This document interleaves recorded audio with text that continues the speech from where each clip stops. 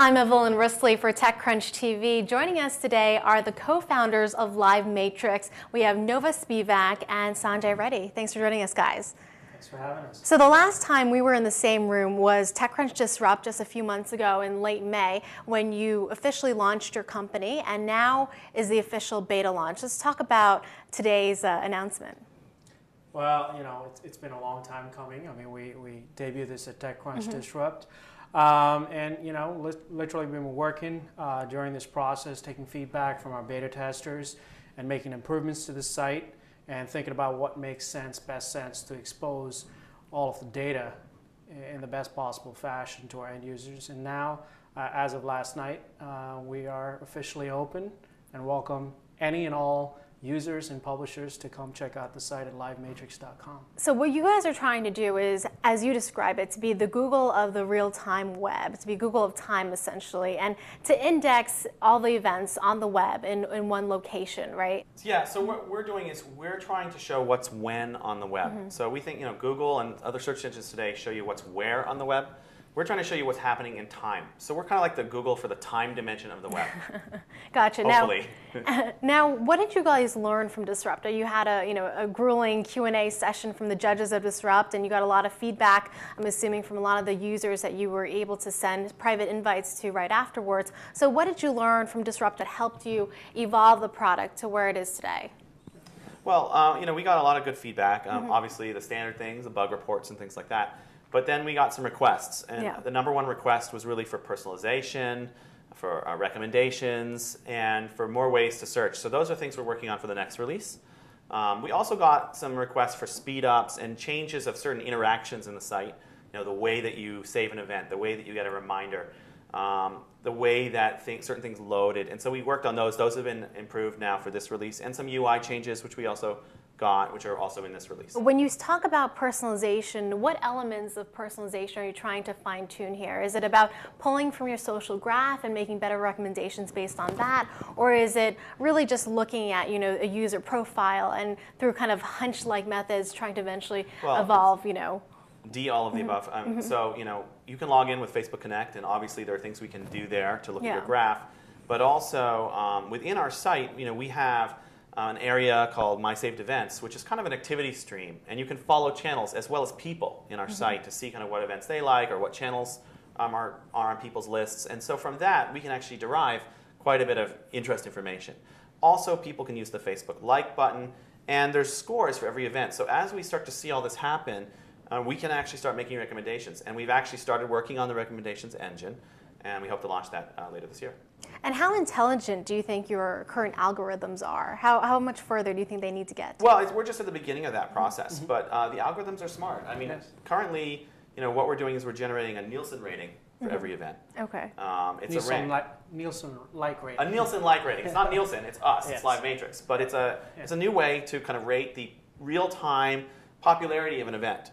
What we hope to do with this now is start to make it predictive so that we can predict in the future what your audience will be for your upcoming event. So if you're having an event, we'll be able to tell you, here's who we think is coming, how many people, what the demographics look like, and that's really useful to event providers and advertisers. As you're looking at all this data that's coming in from this small group of users that you currently have, what are you noticing about the way people are using the web, the way they're trying to find videos, how they're, you know, pulling in this information and their viewing experience, really? From the beta, I mean, certainly we saw, you know, them using the schedules that we provide, the different guides.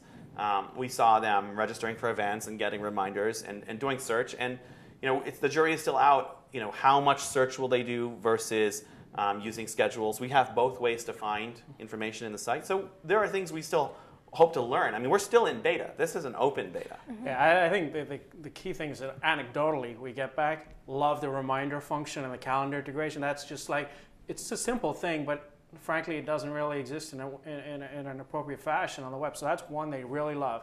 The second thing is, especially sports and shopping.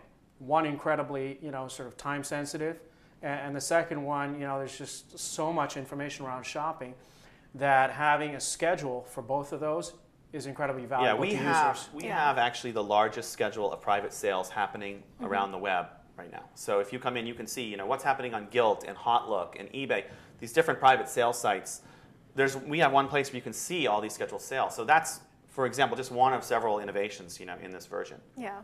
What has the monetization traction been like? So I know that you have a few opportunities on your portal to monetize. For example, you can have ads, and you also get some of the sales generated through the sites that you mentioned, the sales sites like Gilt, etc. So those are some avenues. What are you seeing on that front so far? Again, this is how we intend to monetize, and early feedback from partners in both those spaces has been great. So our two initial ways that we're going to monetize the site, one is from advertising, and that's both display.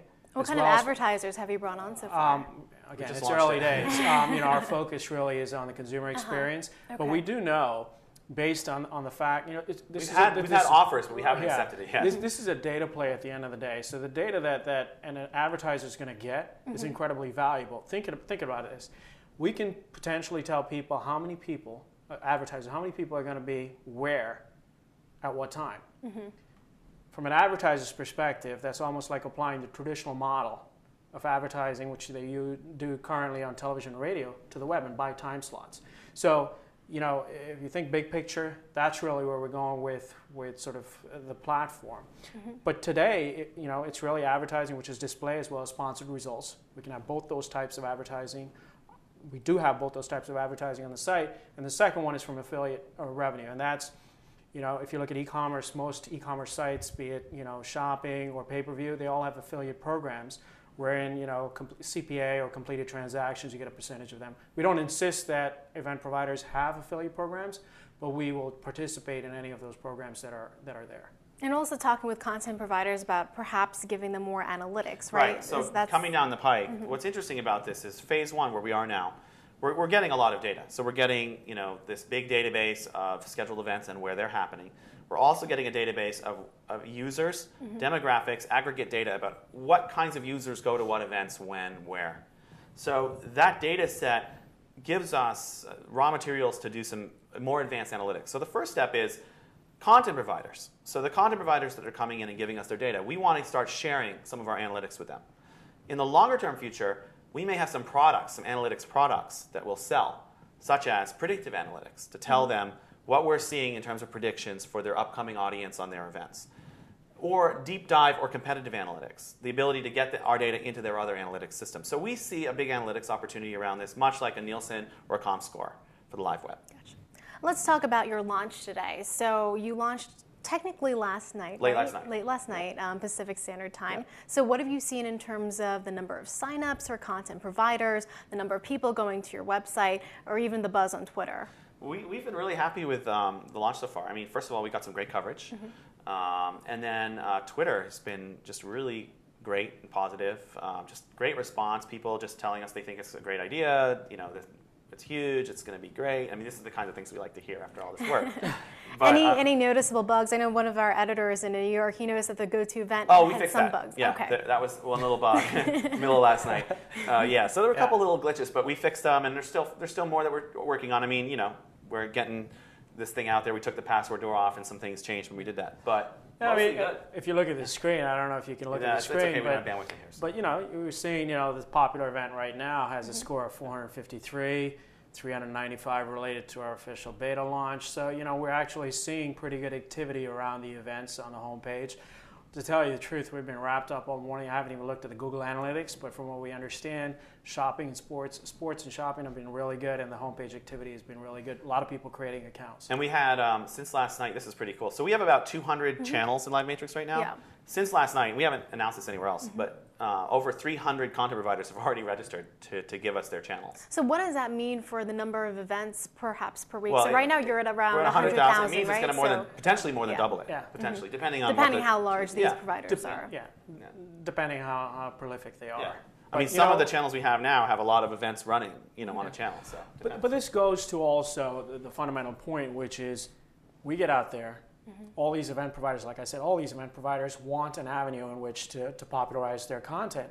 And so I think, as we get the word out, and we've already done a lot of that, we're going to get to critical mass relatively quickly, we believe, because, we have a great platform that we'll continue to innovate on. But at the end of the day, we're providing valuable service to both ends of the spectrum, which is consumers and event providers. Great. And we're not charging either of them. Well, thank you so much, guys. Once again, if you want to check it out, it's livematrix.com. And my guests today have been Sanjay Reddy and Nova Spivak.